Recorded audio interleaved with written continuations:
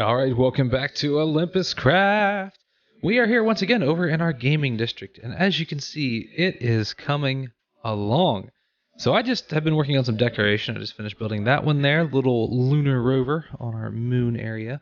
We have Rob's moon base, which is actually looking just awesome. They have like the whole dome style moon living here.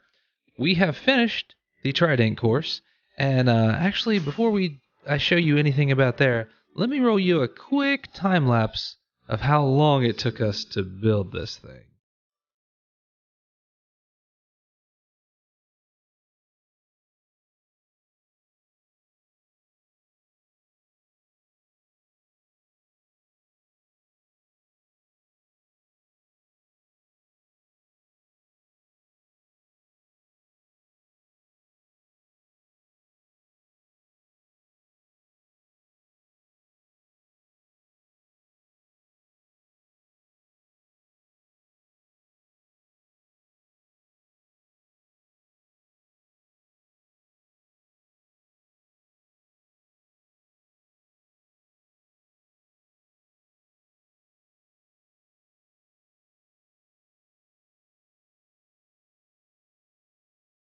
So, as you saw, it did take quite a while. And most of that was just trying to figure out exactly where the Trident's going to land you and making sure you can make it through all the loops and stuff like that. So, that should be awesome to be able to mess with.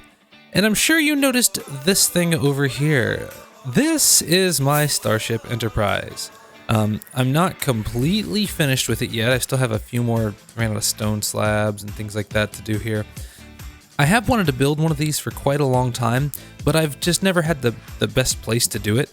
And all the designs I could find online were just absolutely massive. They would have taken up the entire gaming district. And so I kind of wanted to build something that's a little bit more simple. And I did record a time lapse of me building this. However, that was one of the ones that got corrupted. I ran out of hard drive space. I really need to make sure I pay attention to make sure I have enough hard drive space to actually record on. But yeah, the actual replay mod file got corrupted and would not load back in. But nonetheless, we still have our amazing starship here. Now, this is mostly quartz, and of course I get my quartz from my villagers. And there's some other just random blocks in here. Just I needed some red, but I didn't want dark red, so I used the red terracotta and some yellow terracotta. This is going after the old version of Star Trek, the older design of the ships and stuff like that. And inside here, if I can make it, yeah, just have a real basic redstone, repeaters, and then the observers, and that's what triggers the lamps and stuff like that. And it gives a nice little cool chasing effect to it. So it chases on down through there, and just looks awesome. So that's my little starship. I need to light up underneath it because it's definitely a mob farm down there. If you're not careful, we don't need extra mobs here in the gaming district. So as you can see, a lot of stuff has popped up, all kinds of different things. This is I don't know what any of this is, and that's okay. I'm fine with not knowing. There's villagers in there. But yeah, there's all kinds of things going up. We are planning on this coming Sunday, which is December 12th at 2 p.m. Eastern Time. We are planning to run through some of these games. I will probably live stream that. I have a few things I have to get done in the morning, so I may be a little bit late, but you can check out the other members of the server. All their channels are going to be linked down below, and you can check out one of their streams if you aren't able to catch mine. So another big thing that has popped up here in the shopping district is this massive Christmas tree. And I didn't realize I had my light overlay on. Yeah, I was mob-proof in there. So this is the massive basically OlympusCraft Christmas tree here.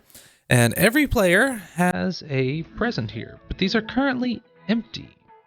So what we've done is we've actually built a Christmas tree. I built this with actually Ellie, Too Much Ellie. Her channel is linked down in the description below.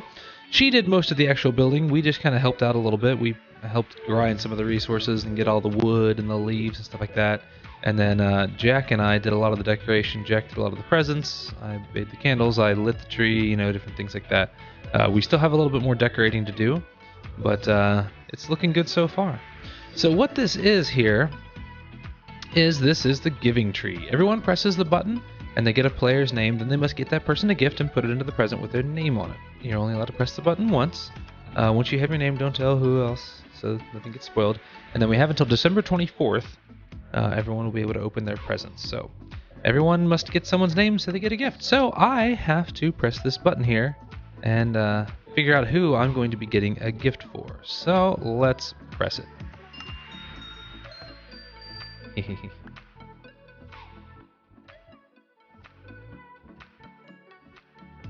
So the next thing I want to show off here in my industrial district is we have doubled the iron farm. I was running a little bit low on production and I've used a lot of iron lately, so I decided let's just double it. So this one works, just the same as that one. It's just doubled up and they're far enough away they don't interfere typically. For some reason I didn't get a golem on that little round, but nonetheless they both produce iron golems and it works out really well. It's quite a bit of iron. I may even go for a third layer here if I get real excited if I decide I need some more iron, but for now it works. The next thing is the Coarse fruit farm. I've expanded this quite a bit. I was needing to make popped Coarse fruit to be able to craft some end rods. So I expanded the Coarse fruit farm, and I just used snowballs. I didn't even realize this was really a thing until just recently, but you can take snowballs and you can hit the flowers on it, and that's how you can easily harvest the Coarse flowers on it. And then once I've knocked all the flowers off, I just collect the flowers and then cut the Coarse trees down, and I collect the Coarse fruit. And of course I get enough flowers from this to be able to replant everything, and gives me a lot. Now I don't really have much of a way to collect this. I guess I could use minecart hoppers, but if Coarse fruit lands on this, it won't pick it up. So I just decided since I'm going to have to be here anyway to knock the flowers off, I'll just go ahead and put in a little water stream here, so I can take and just when I get my inventory full, I can just take and dump the items into here, and then that'll take it down and into our storage system. And speaking of our storage system, I'm in the camera account here now. There is good old me. And I wanted to show a little bit off of all the stuff that goes on underneath everything here. So all these farms are interconnected into our storage system, but none of it you can really see. All of it is underground. So let's just hop down underground here and take a look. So here we are.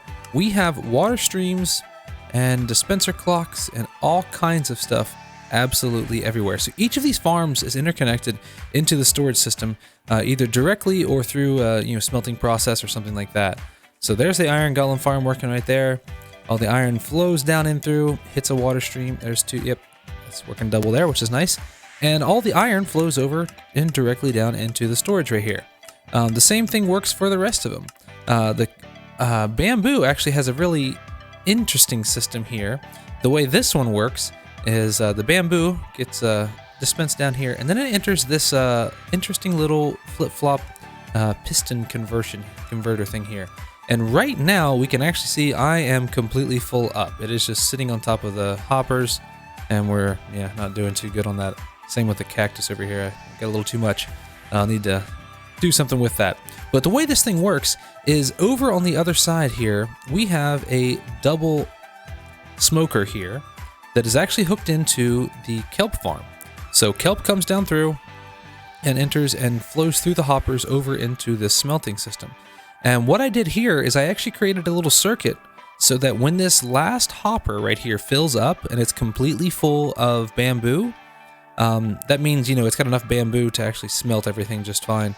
What it does is it triggers this redstone line, and it goes down through, and you can actually see it just activated there a little bit ago, and it redirects all of the bamboo. There, it just kicked again. It redirects all the bamboo down and underneath, and we'll see one of them flow through here, and it's kicking on and off because it's right and pretty much full right now. But it kicks on and allows the bamboo to flow downwards, and when the bamboo flows downwards, it goes down through here, up through this system, and then into that hopper to make sure these are always full of bamboo to smelt up my kelp or dried kelp blocks. And this works pretty well. So whenever this is, right now it is completely full, and you can see this repeater is activated. And whenever it uses some of the bamboo, what it does is that signal drops and deactivates that redstone repeater there, and causes all the bamboo to flow over and into the storage system. So basically when I don't need any bamboo to smelt up the kelp, it goes over and goes into the storage system. And it's kind of piling up now, but that's okay. The rest of the farms are all interconnected exactly the same. Everything flows down through and through all this mess and spaghetti of water streams. and into the appropriate places. A lot of these farms actually have composters as part of the system. This is an example right here. This is the moss farm. So the moss comes down through, and when all 3 of these sets of double chests are completely full, it piles up into the hoppers, and then it can't flow downward anymore. And then the moss flows across and over on top of these composters. These composters then turn it all into bone meal, which I gather right down here. And so as we can see here, here's our bone meal that comes out from the moss farm. And then the other farms are just right here. I can take and I'm actually keeping the poppies right now. I'm actually not filtering them off. I was keeping them so I had plenty of red dye. Any of the excess that I have, I can throw up into this chest here, and it will get pulled down into a couple composters as well, or some additional bone meal. And of course, same thing works over here with the melon and pumpkins. Once they fill up, they go over into some composters, and I get bone meal. So this way, I'm not actually wasting anything.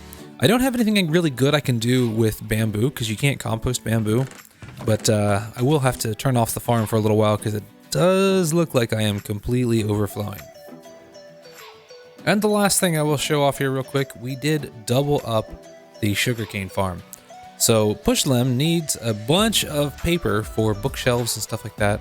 And I told him, you know what, I need to double this up anyway. I'm not quite making enough sugarcane the way it is. So I went ahead and doubled it. Luckily, this design we can layer up. So I can actually layer this, even farther if I want to. But for right now, this is where I'm going to stop. I might decide later on if I need more. To go even higher. It uses a lot of resources though, a lot of observers and pistons, and so it's kind of expensive to really make this much bigger.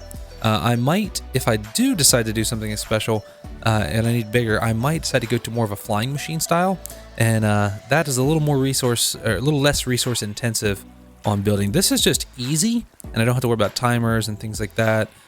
Just when it grows up enough, it actually kicks it across, so it works out pretty easy and it's simple. But this one works pretty well as well. I have quite a bit of sugarcane, and this double farm looks really cool. Alright, so that is it for today's update on everything we're doing here on OlympusCraft. So thank you guys so much for watching. I really appreciate it, and I will see you guys all on the next episode.